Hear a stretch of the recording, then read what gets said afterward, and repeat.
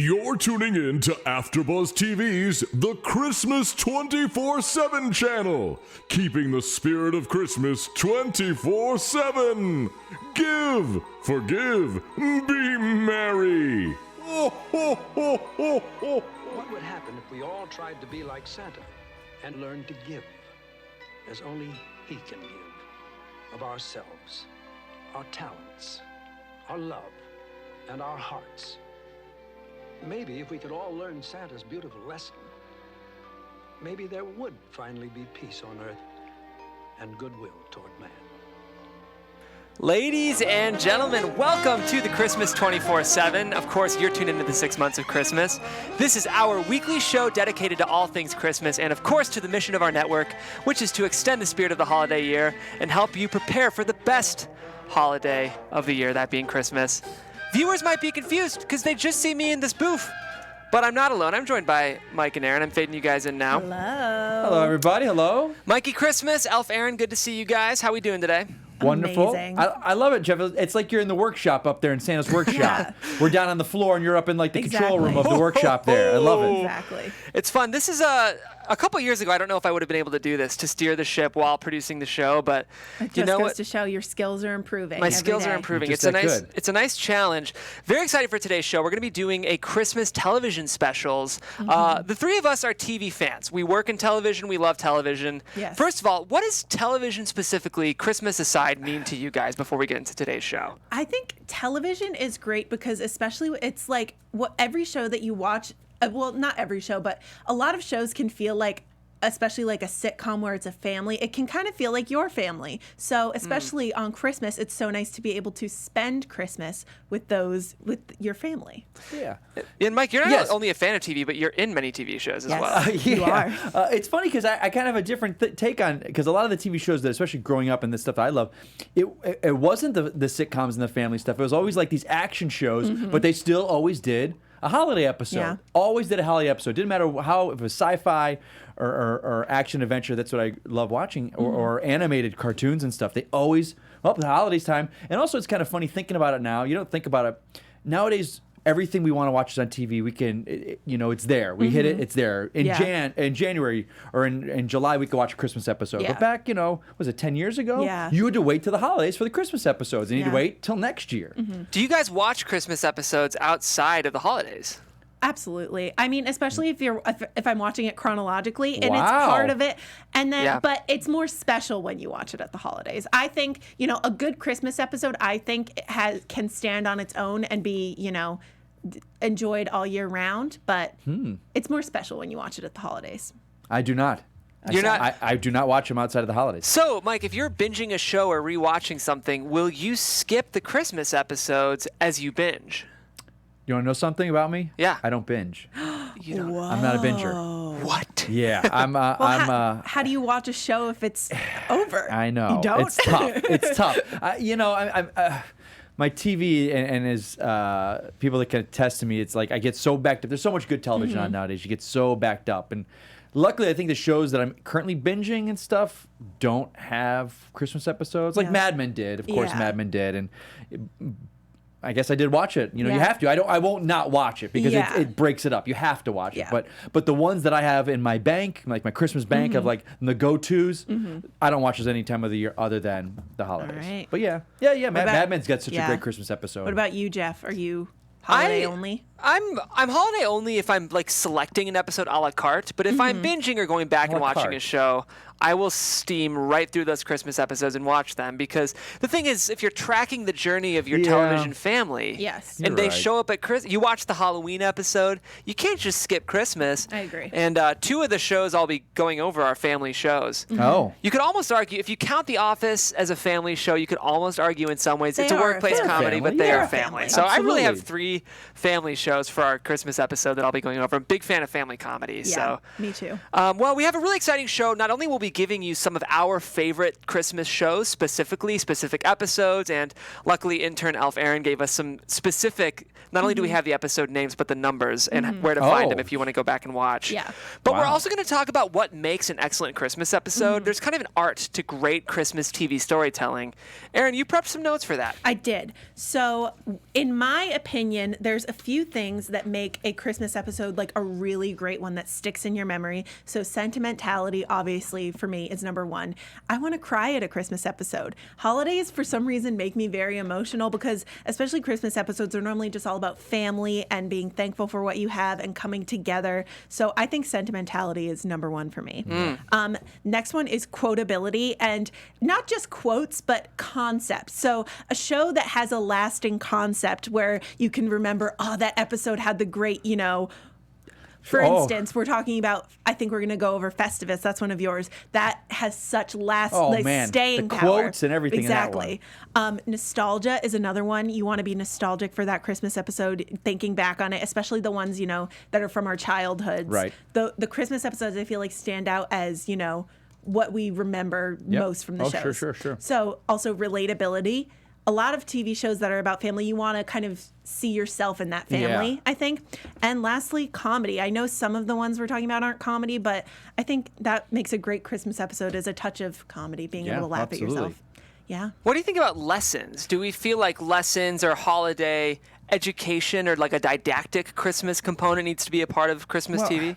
It's interesting because Jeff, we talked a little bit about this before the show. We were saying that, you were asking me, is there any superhero shows that do Christmas episodes? And a lot of times, and not just superhero shows, everyone seems to go to the well of redoing A Christmas Carol in their vein of the show. So true. And on the one hand, we're kind of like, well, it's a Christmas Carol. But on the other hand, we love the story so much that we want to see our favorite characters in that. Like, this is a comic book, Batman. It's called Noel. It's called Batman Noel. And this guy took the story of the Christmas Carol, but put it with Batman. And I read it every Christmas, every year. It's a tradition I've created a couple years ago when it came out. And I know the story of Christmas Carol, but it's now in the Batman universe, and I love it. So TV shows, it's that what's the saying? One half of a dozen. Six of one, half a dozen of the other. So it's like, you know what you're going to get, but you also want to get it because you love it. Yeah, so I agree. Yeah. I think in some cases it can come off as a little preachy if it's not done well, where it's like, oh, we have to remember what's important around Christmas. But I think if it's done well, then of course. Then love a little lesson. Yeah. Well, in the comments down below, let us know if you think there's anything like a good quality that we're missing to a great Christmas episode. Ooh, last thing. An hour long instead of just a half hour if it's a comedy. Oh, yes. Well, Love here's those another doubles. thing. Yeah. This is what I look for in a Christmas episode because it's tough to achieve.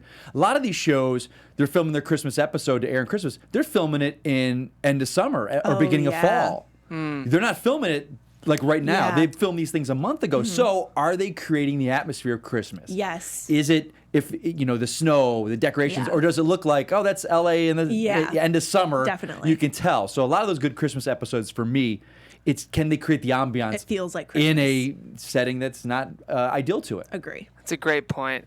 Well, I think with that, we should go ahead and get into some of our episodes. I was talking about the educational components of Christmas, so I wonder if I should go ahead and talk about this Rugrats episode first. Absolutely. Kick it off. And this is actually going to break the rules a bit. I'm going to be talking about Hanukkah, which, we're a holiday show. We talk all the time about how we're an inclusive Christmas show. We're holidays. Have you guys seen the Rugrats Hanukkah special? Oh, yes. I've aged myself out of this conversation. I think I definitely show my age with the two of you in this room. So no, I have not seen this. No, that's okay. It's the Rugrats Hanukkah episode is incredibly special. It's there's not a lot of great Hanukkah television. There's not. Which is ironic because all of us know that a huge component of the working population in Hollywood is Jewish. Yeah, especially comedy TV like writers. You're thinking, it's like, that's a. I'm just thinking about that now. I was like, why is that? What is going on? I mean, I feel like a lot of Jews like celebrating Christmas more than Hanukkah because it's easier for storytelling. All my Jewish friends here in Hollywood. Exactly. Christmas is an easier storytelling holiday. There's so many kind of, cliches and things that you can fall back on the Christmas that don't really exist with Hanukkah, but that's why I think what Rugrats did worked so well. What's really cool about it is it connects their modern day life to the story of the Maccabees, and it tells the Hanukkah story in a really cool, inspiring way. And I also love, it's nice to see Jewish characters. Like up until now, I feel like we just presumed that the Pickles family, which is Tommy Pickles and Chucky Pickles, that they were just wasps. They were just white. But they're not. They're a Jewish family. And when you see Tommy's grandparents, they're makes sense. so Jewish. I love it. It's so great. And it has these amazing quotes like, a Maccababy's got to do what a Maccababy's got to do. Those So are the good. Maccabees. And even a lot of critics, when this came out, really, really praised this. Delia O'Hara from the Chicago Sun-Times called it a multi-generational tale. Judith Pearl wrote about it in her book called The Chosen Image, Wow. Television's Portrayal of Jewish Themes and Characters, and described it as a fun and game-changing portrayal of Hanukkah and a Wow. hilariously imaginative take on the Hanukkah legend. So I'm a big fan of NPR too, and there's a show called Pop Culture Happy Hour where they do Christmas. They do like pop culture recommendations, and they did an episode similar to this, great Christmas TV storytelling. And a critic I very much like mentioned this specific episode of TV. That's so Oh, good. wow. So the Rugrats Hanukkah special, not just for kids, not just for Jewish people. In fact, probably more importantly for non-Jewish people to learn the origins of Hanukkah in a fun and celebratory, very clever portrayal of the time. Yeah, love it. All right. So, segueing off that kind of childhood TV shows, this is my only kind of childhood show. This is also my only animated show. Or no, it's not my only animated show. But are you guys familiar with the TV show Arthur? About the aardvark? All I have to say, Aaron, is hey, what a wonderful kind of day. Are you also not familiar with Arthur? Again, I think It's too old okay. for the conversation It's okay. here. So Arthur was it still is on, but it's a children's TV show, and it's on PBS, and it's about this boy named Arthur, and he's an aardvark, and his family and friends. He's like a third grader, and the Arthur Christmas episode is one of the most perfect episodes of television, I think. Wow. It's so good. It's so smart. And I recently rewatched it, and I have such good memories of this, like watching it on Christmas with my sister and my mom. And rewatching it, it deals with a lot of like adult concepts, but in a very accessible and understandable way to kids. So there's a couple kind of through lines in the stories, but it talks about other religions. Like one of his friends is Jewish, one of his friends celebrates Kwanzaa, and it deals with like family politics and like, you know, celebrating with your friends. And it also deals with like the commercial aspects of Christmas. Like they go Christmas shopping, and there's this song and there's this doll that his sister really wants, but it's all sold out everywhere, and it has this really annoying jingle that plays over and over again. And there's another storyline where one of his friends, the rich girl, her name's Muffy, and she's having this big Christmas party, but her best friend can't go because she's celebrating Hanukkah, and she kind of is angry at first because she doesn't really understand that, you know, other people have different religions. Right. But yeah, it's a really, really great episode. And there's also, this is like the one that's like a little bit heartbreaking, this storyline. So Arthur's best friend Buster, his parents have recently gotten a divorce, and he's like, oh, my mom is so worried about making this a perfect Christmas that she has nightmares about not making this a perfect Christmas, and she's trying so hard. But he's like, but that's not what I want. I just want to spend Christmas with my mom and, you know, have a nice day with her. And so he invents a new holiday called Baxter Day, where they just sit in their pajamas all day instead of celebrating Christmas. It's so good. And yeah, I love it. Are they all aardvarks? No, they're not all aardvarks. Just him? Just him. His best friend's a bunny. There's bears. There's different animals. They're Gotcha. all animals. They're all animals. It's not just an okay, I didn't know it aardvark was a in family and an human world. aardvark. Yes. Just kind of going along with his day like he's an aardvark. Everything's fine. Okay. Yeah, it's a great episode. All right. All right. So you take Well, the you floor. did two animated, but I want to say my animated stuff till the end because I think Okay. it speaks to me. I'll jump in with a good one. Citizen No, Parks and Rec. Oh, love Parks and Rec. Love. Yes. Citizen No, because if you know Leslie Knope, I think she would fit right in on this panel. Oh, absolutely. Knowing how gung-ho she is about everything and gung-ho about Christmas, and then she gets suspended. I'm like trying. I don't want to see. I haven't watched the episode since last Christmas, so I'm trying to go off memory here. Remember, she gets suspended. I think it was like a 2-week suspension. And what I love about that, we talk about families, like that whole office. You know, Jerry and everybody in the office and Tom and everyone, like, do they like each other? They hate each other because they're always at each other's throats, but then at the end they always come together. So they all office got together, and I remember they made like a gingerbread. Was it like the city hall? No, yeah, they make Leslie's office and they make the whole parks. They make the parks department. The parks department out of like gingerbread. It was this massive gingerbread house. So to me, we were talking about earlier, like, office shows like this, like The Office and Parks and Rec, are they family shows? They're absolutely family. Absolutely. They're dysfunctional, incredibly dysfunctional.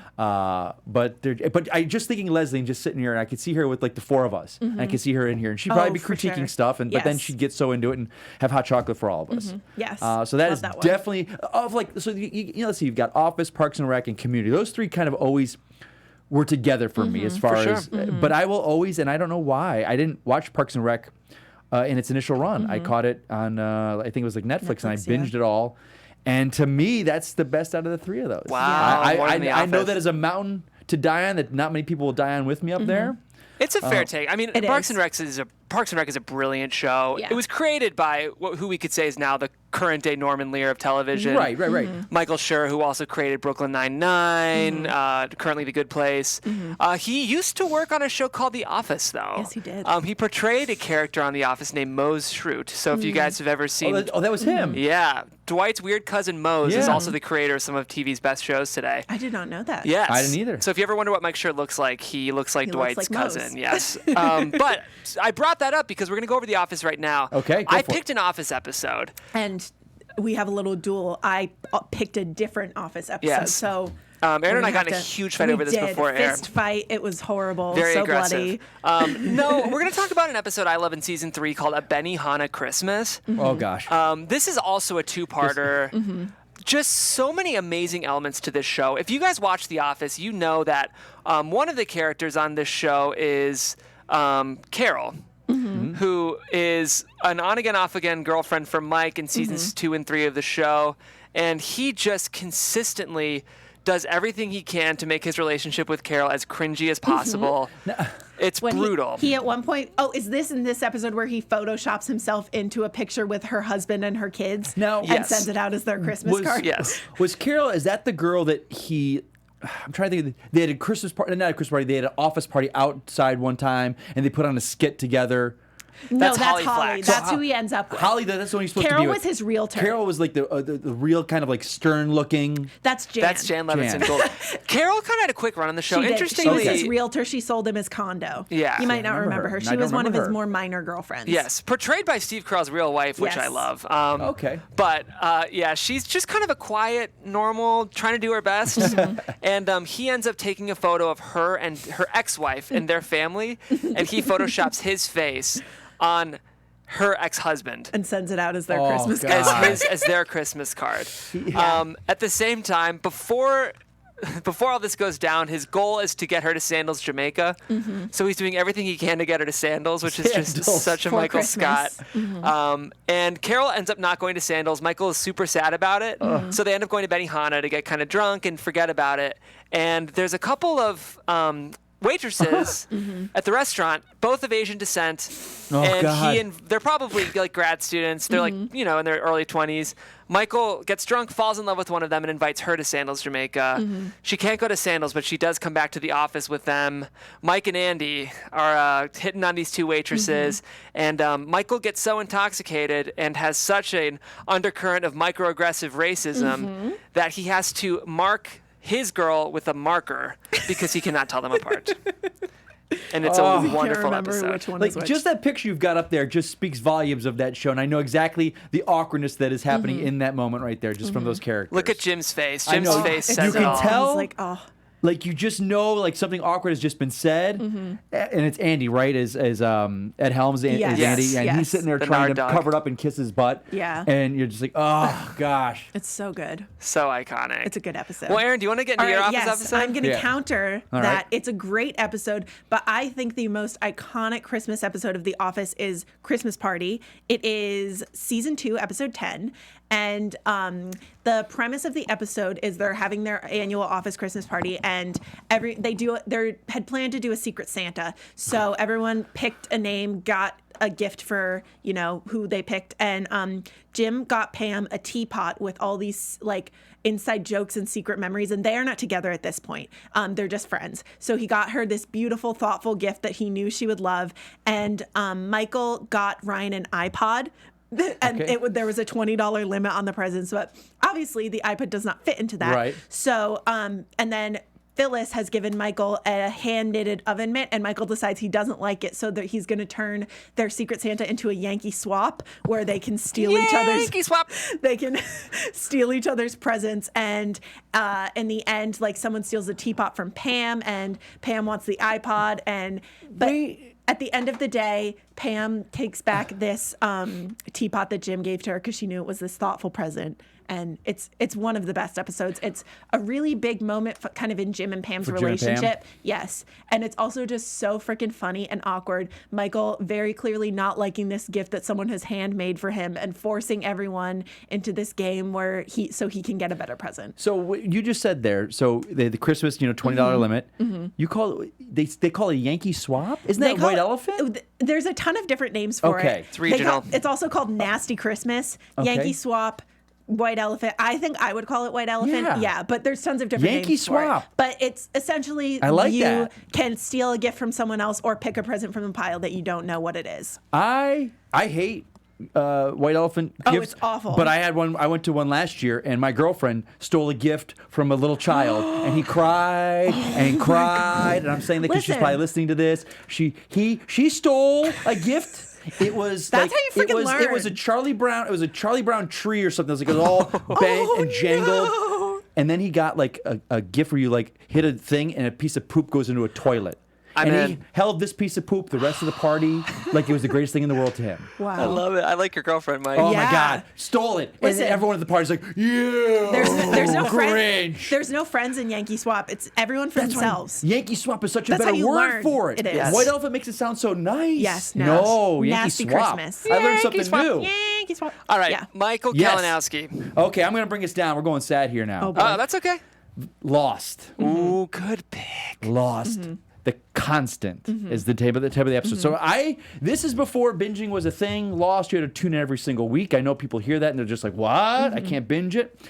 There's a character called Penny and Desmond. And because the show is so convoluted by this point of the flash forwards, flashbacks, essentially you see bits and pieces of their storyline building up.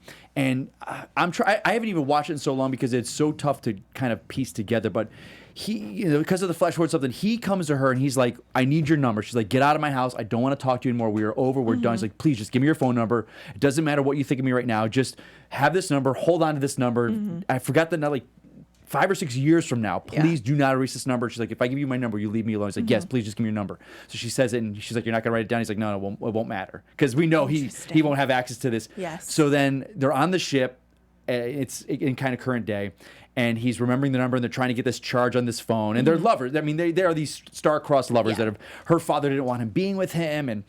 And so he's like, okay, I got a signal, and it's ringing, and it's ringing, it's ringing. It's a Christmas party. And she picks up, and he's like, Desmond, and he's like Penny, and it's like the connection's breaking, and they connect after so long. She's like, I waited, I found out about the plane crash, I know about everything. He's like, where are you? I'll find you. And it's like it starts cutting out. That's oh my God, the picture. Jeff, don't do that to me.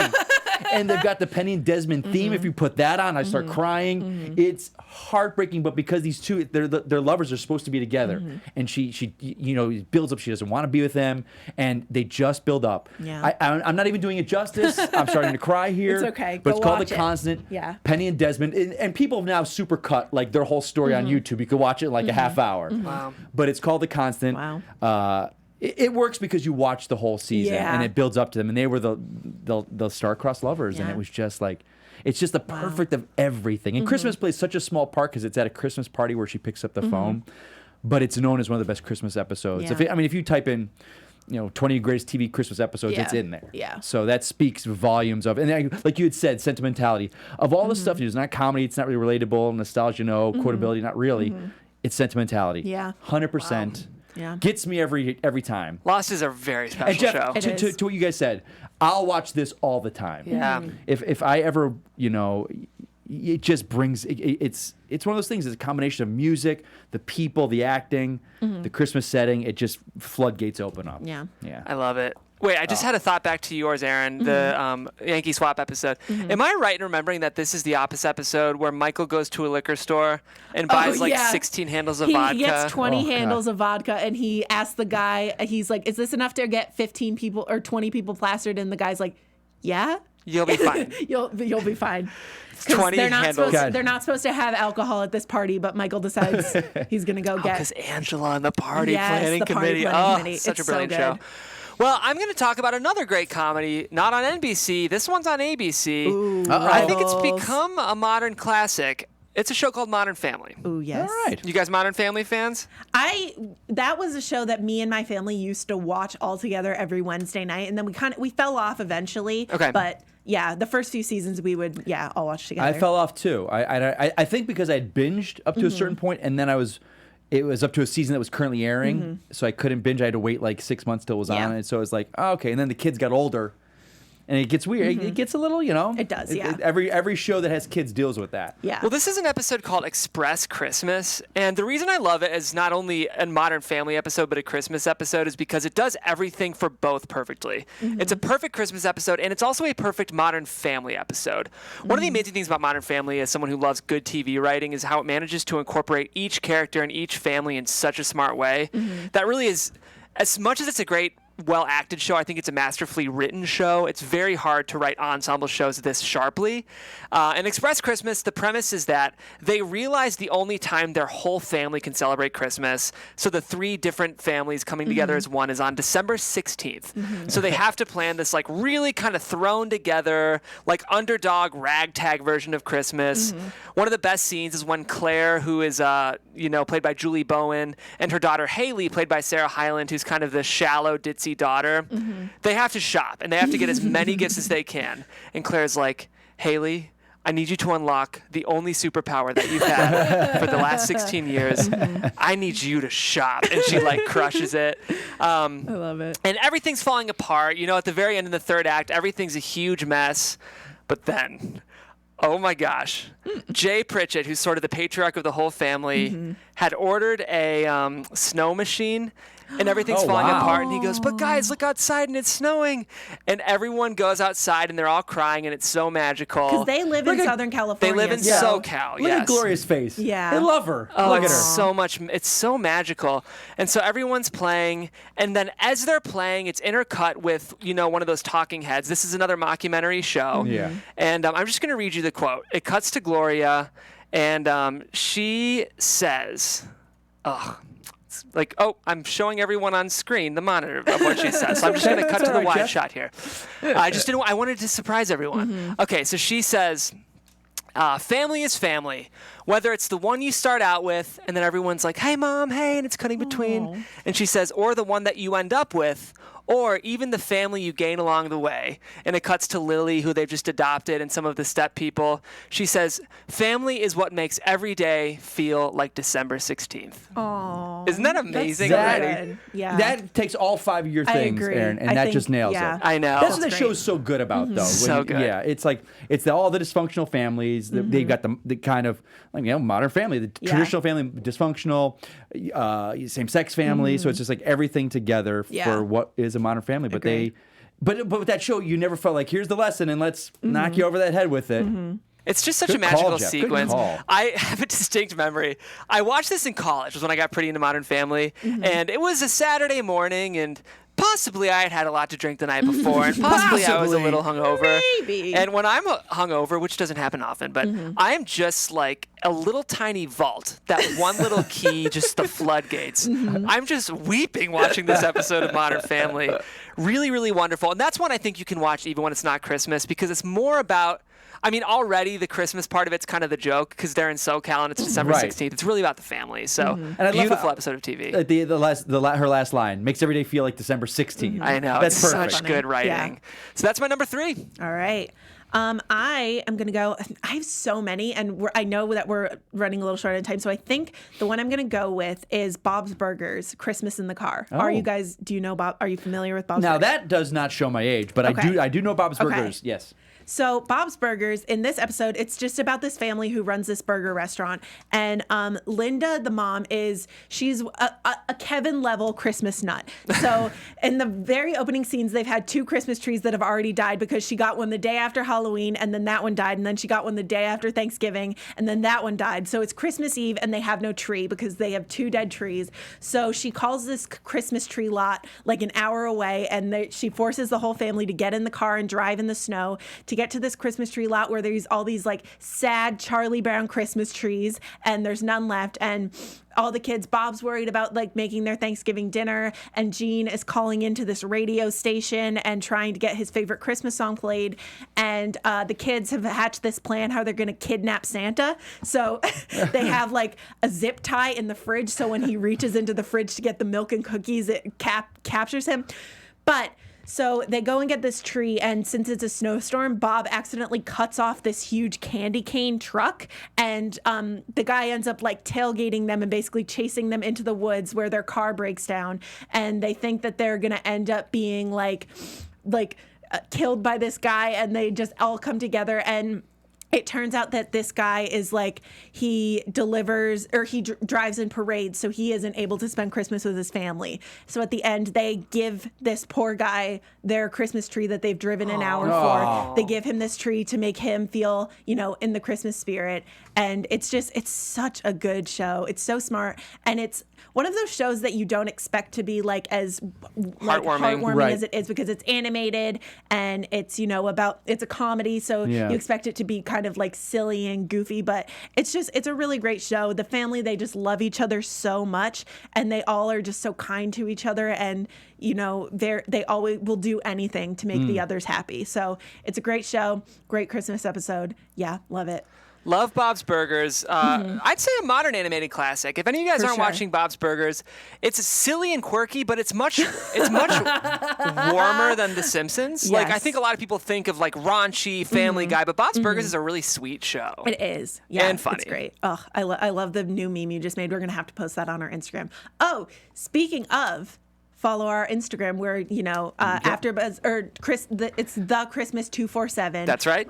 It's amazing. We post lots of good holiday content on there. You can keep up with us on there. So yeah, good plug.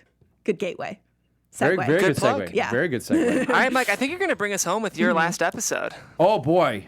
Well, then I'm going to skip those 2, and because we got to mention it, though. Exactly. We have to mention it. We can do some honorable mentions We'll fast. do honorable mentions. But okay. We can't celebrate this holiday here because I think we all like each other, but Seinfeld, yes. Festivus. Festivus. So good. Festivus. So good. This to me, it's not even like Jerry's Jewish. I think George is Jewish and his family. Kramer, we never even know. I Yeah. think Elaine's Jewish. So Yeah. it's not even, there's not a Christmas tree in sight. We find out that the Costanza family doesn't celebrate anyhow. They celebrate, instead of this time of the year, they celebrate Festivus. And I remember because it's like, and the family, and Seinfeld and Elaine are like, what? And I think Kramer found out about it, talking to his family. Yeah. Because they're at Monk's Diner, and Frank Costanza comes in, and he's like, we got the pole, because they don't have a tree, they have a pole. It's just a pole in the middle of the room, and everyone, of course, like, oh, we got to celebrate this with you. And George is like, oh God, no, please no. So they all go to the house of the Costanzas. And it's like multiple parts. I think they have like George's boss there. I think it's Mr. Mr. Vandelay. When he was working for Vandelay Industries, it was like George's boss is there. He was working at some industrial smoothing. Industrial smoothing. It was the guy that they superimposed his picture, like on the one holiday card. Yes. So you find out there's like, they have what's called the airing of grievances. You want to talk about quotes with Frank Costanza up there? I got a lot of problems with you people, and you're gonna hear about. And you're gonna hear about it. It's like, so you just air your grievances of everyone at the table, and I like just to be at that table with those people and just to see that. It's so good. It's like, and then they have the feats of strength. So they're gonna wrestle. They like, Frank gets out there and he's like, "You're gonna wrestle like during this." And it's like, what is it like? And I remember Jerry and Elaine's face, and like, of course, Kramer's loving it. He is loving this. It's a Festivus miracle. It's a Festivus miracle, Yes. Jerry. Like, how does it?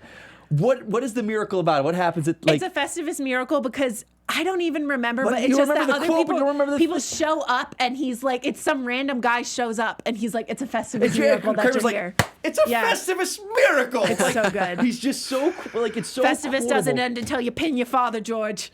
It's so good. I got a lot of problems with you people. And you're gonna hear about him. It's such a genius. good episode. God, now that's I have to watch. Like, Yeah. that is a given. I'll watch all year. It's so good. Well, I do remember the reason that they bring the boss to Christmas is because George has made up this fake charity to give people cards. The human fund. The human fund. The human He's made up fund. this fake charity to give out for his Christmas That present, was and his his gift. boss finds out it's not real and calls So, him George, on it. there's a And company he's like- called the Human Fund. He's like, well, I don't celebrate Christmas. I celebrate Festivus, That's and what I it was is. shamed. I was afraid I would be persecuted for my religious beliefs. Well, and and they were then gonna, they like, bring the dad to. they were bring going to the get him in boss. trouble. He's going to get Yeah. Mm-hmm. fired. He's like, well, all right, come on, you got You to gotta go. come to Festivus. What was the boss's name? Damn it. Don't know. Well, leave I'll us look it up. We'll if have it you for know in next the time. comments. Leave the boss's name down below. But yeah. Well, speaking of the boss's Kruger, name, Mr. Kruger, Mr. Kruger. Kruger I Industrial got a lot of problems with you, Smoothing. Kruger. well, Yes. speaking of the boss's name, we want to quickly shout out our CCO and founder, and of course, the CEO of Christmas 24/7, Keven Undergaro. Yes. Kevin, we miss you, but we held down the fort. Guys, I feel like we could do another part 2. Yeah, there's Absolutely. so There's so many more, good I ones. know. We should mention our honorable mentions. mentions. Very quick, fast, okay? very fast. So I have my honorable mentions. I have obviously Friends. There's a lot of great ones with Friends. My Christmas personal Armadillo. favorite is the one with the holiday armadillo, and also Schitt's Creek, a modern classic. It's very new. Merry Christmas, Johnny Rose. It's so good. It's everyone watch Schitt's Creek if you don't.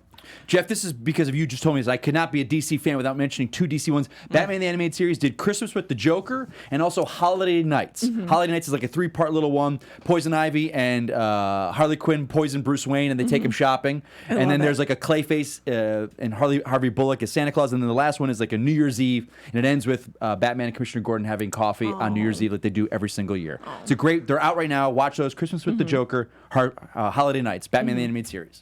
I love it.